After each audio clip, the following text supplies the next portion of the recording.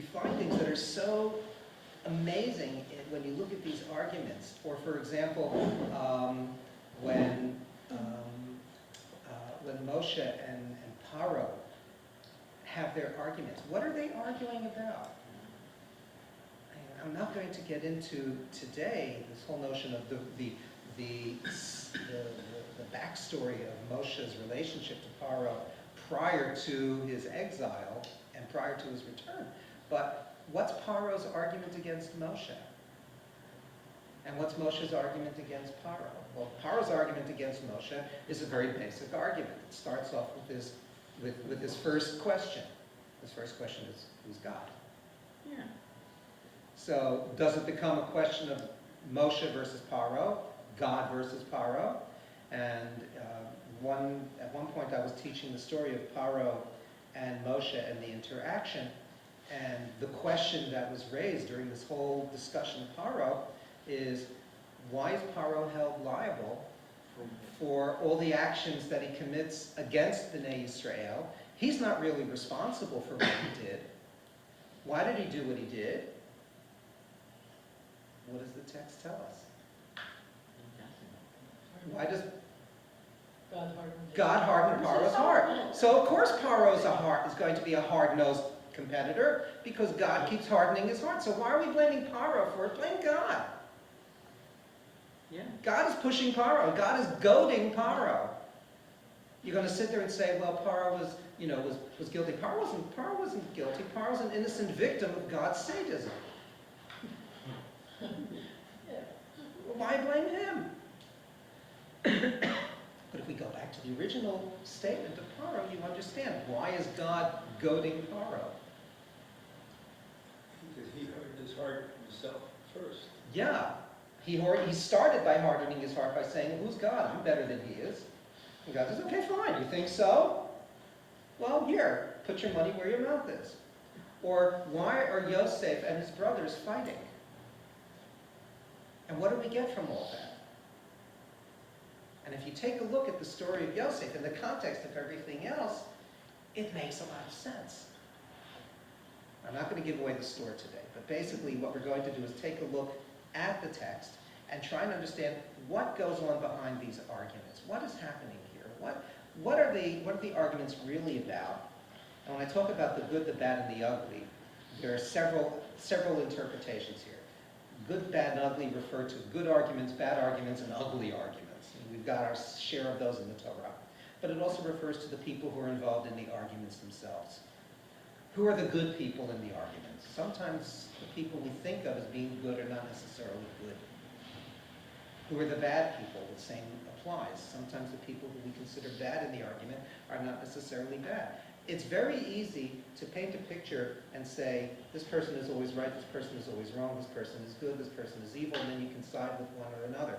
But sometimes if you really take a look at the argument, you realize that, in point of fact, there are no good people in these arguments. There are no bad people in these arguments. Everybody is arguing because they think they're coming from a basis of truth, at least in some cases. In some cases, there really are nasty people. But many, many times, the Torah presents an argument or a dispute where you first start, I guess I should say we're trained to presume innocence of one side or another, but if you take a look at the Torah, you see the Torah actually, in many instances, doesn't present the innocents as innocent.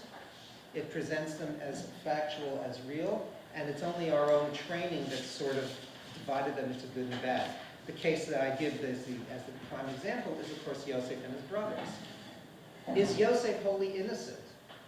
No. Are his brothers completely evil and guilty? No. The answer is no. No. There are many mitigating factors in the brothers' antagonism towards Yosef. And I can certainly say that, while I consider myself a rather decent person, I would probably have wanted to toss him into the pit myself. I shouldn't say that, should I? No, I should say that, yes. Yes. Teach him a lesson. Let him know what it's like. Just don't sell him. Hmm? Just don't sell. Just don't sell them, okay, or at least get a good price. I want to start off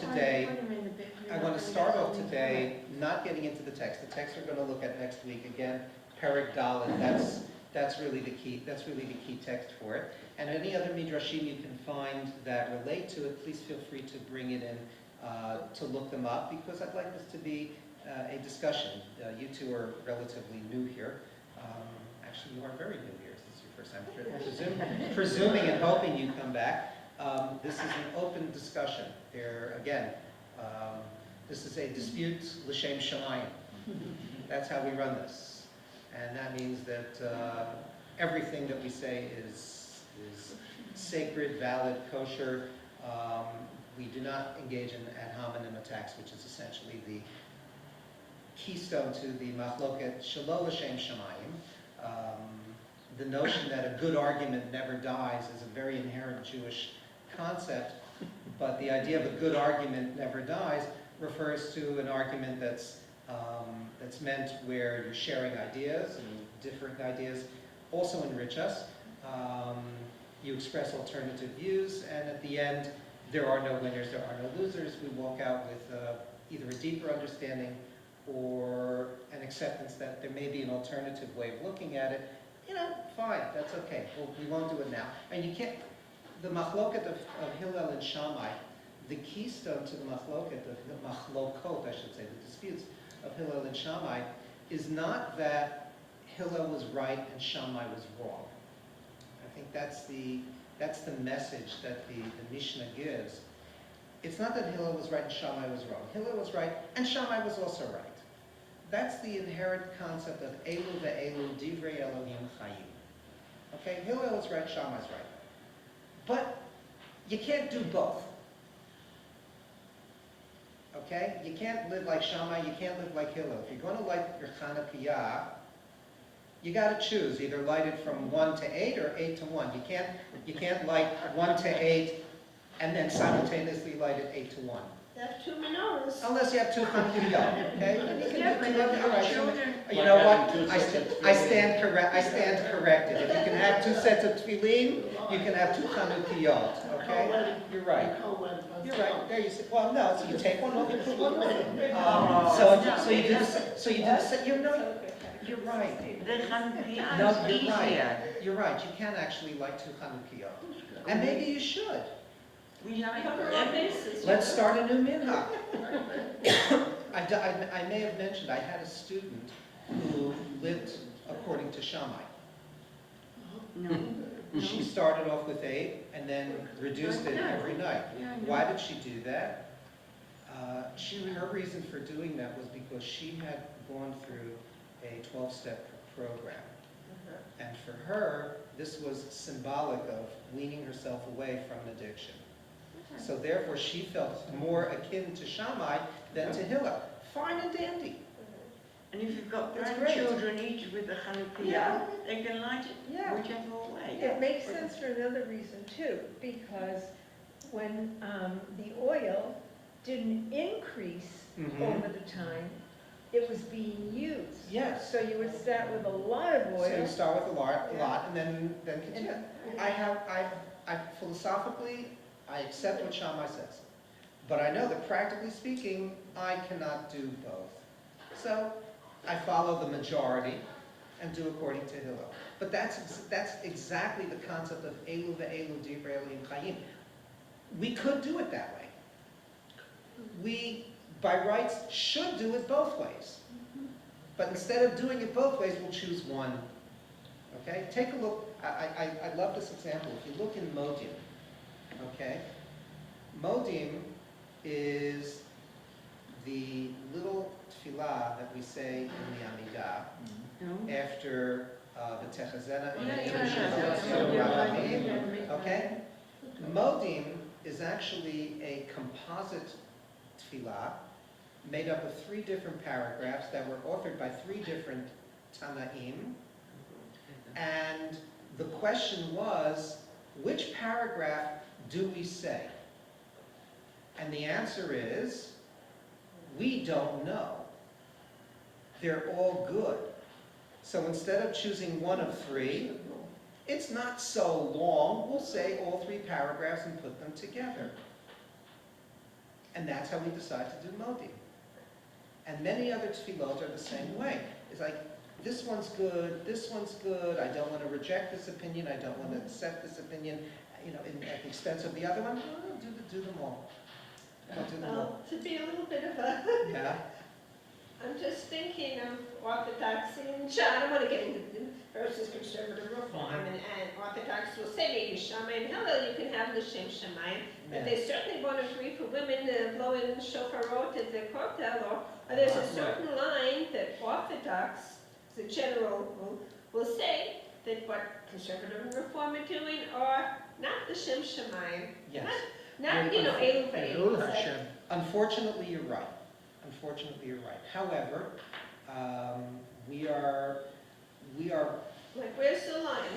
what's I mean, the there word is no line what's the for word I'm looking for? I was going to say, fortunately, but I'm not sure if that's the right word. We are privileged to be living in a generation. Oh, thank you.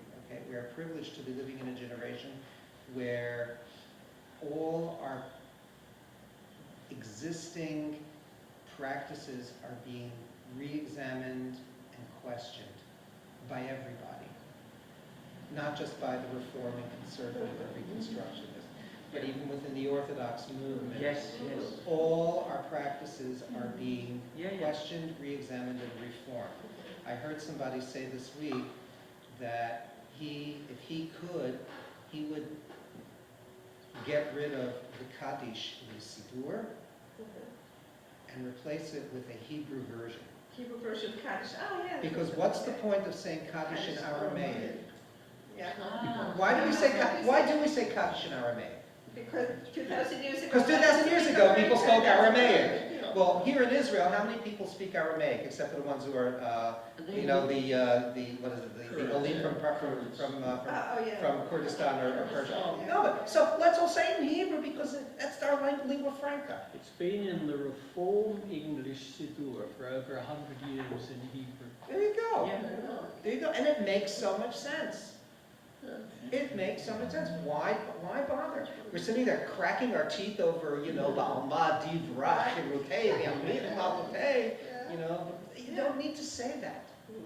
But then you'd have to translate the Talmud into Hebrew. Yes. Asma, No. and I think that has something It's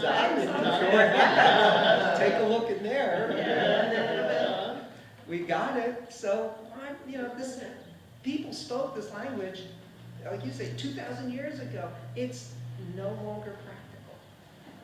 Certainly in the level of Kaddish, because Kaddish is supposed to be an affirmation of faith. And why do you affirm your faith in a language that you yourself can't make heads or tails out of? Yeah. I keep rereading Baruch Shemei Demare Alma, and wondering when is somebody going to write? Baruch Shem, Baruch Shem, Bare Olam. Yeah. So these are these things that we, or you can work on the understanding. You can work on this like. What? You can work on the Shemaya, okay? There's a certain nostalgic element to it. And the bracha itself goes back to the time to Babel. But certainly, if you look at it, there are no Reshe Kala and Reshe Gavata here. And the notion of saying Reshe Kala and Reshe Gavata in Israel doesn't seem to make sense either. You know what that means, right? No. The head Reshe Kala is the head of the assembly, and Resh Gavata is the Rosh Galut. The head of the community in exile. So there is no community in exile in here. So why do we say it? And the answer is we say it because it's like, it's conditioned response. You ring the bell and you salivate. So it's the same thing with people. You said Reish Kovata, I'm thinking the head bitch, but I mean. So we are living in a period of time, and I'd say that certainly over the next 50 years, there are going to be some. We may not be around to see it. There are going to be some major changes in Jewish ritual as a result of having a Medinat Yisrael here, and maybe even sooner, maybe even the next 20 years. There will be things that will change, and it's necessary and it's good, because if we stick to the ritual purely for the sake of sticking to the ritual because it hasn't changed, then we end up, becoming irrelevant become irrelevant and redundant. And there's no point in doing that. It will change within the Orthodox movement. Look at the changes that are going now within the Orthodox movement. Okay? I mean, I'm still probably the last holdout on kidney Yotzer. Kidney Okay, that's my Michigan. But I can tell you, my kids aren't going to be held down by that Interesting. because I'm not passing it on to them. But the time has come for a change. I can't change. That's my own personal thing. But there's no reason for me for them to carry on that burden. Yeah, but they might do that based on the fact that's what they've done. They won't trust me. They won't do You that. don't think so? No, they won't do that. They won't do that. In our house, they won't do it because the old folks aren't doing it. But I guarantee you, they're gonna go to a movie. They're gonna have their bamba. They're gonna have their popcorn. They'll eat rice at other Oh, people's I see houses. what you mean. But we're not gonna do it because, let's face it, we have friends who still are Shomer Kidney that way.